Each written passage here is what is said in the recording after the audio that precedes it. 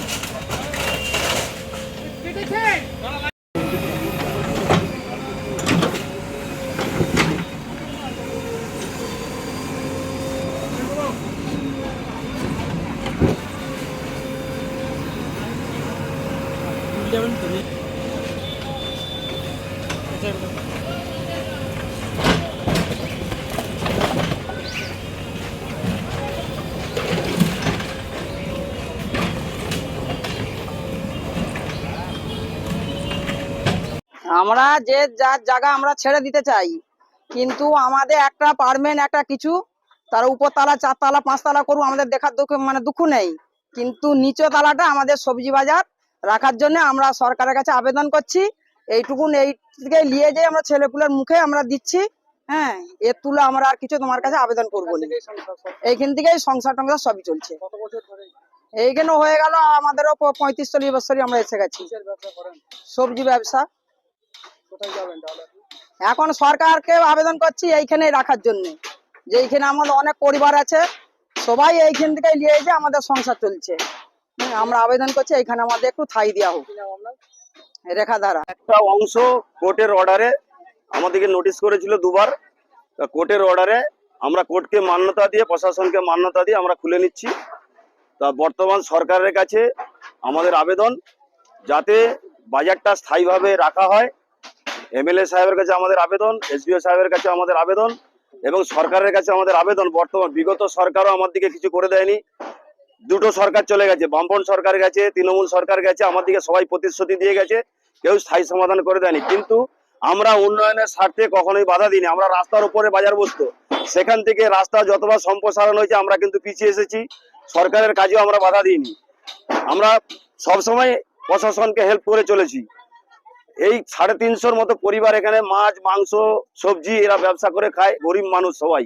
এখান থেকে রুটি রোজগার চলে, সংসার চলে।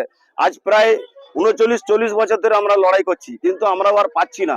বারবার শুধু ধাক্কা খেয়ে খেয়ে আমরা যাচ্ছি। তাই আমরা বর্তমান সরকারের কাছে আমাদের আবেদন, ওনারা যাতে বিষয়টা গুরুত্ব দিয়ে দেখে।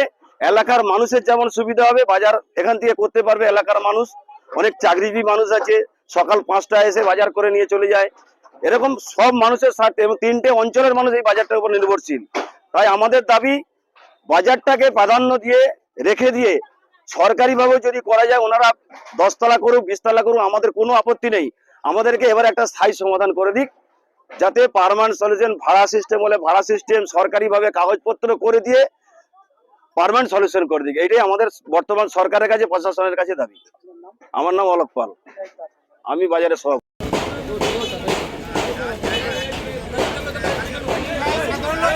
আপনারা এখানে ঢুকছেন কেন বারবার? আমাদের ঠিক আছে, মজা দেখি কি আছে। চলো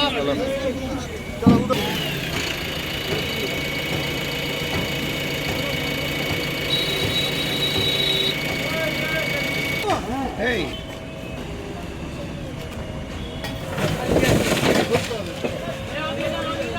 বেড়া বেড়া বেড়া এই এদিকে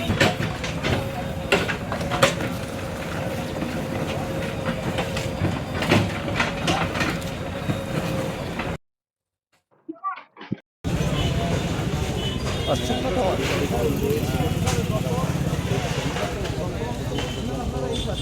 আমরা যা বলছি আপনাদের তো নয়, না না, আমরা ফেসে যাচ্ছি আর মানে এই পর্যন্ত একটা হলো।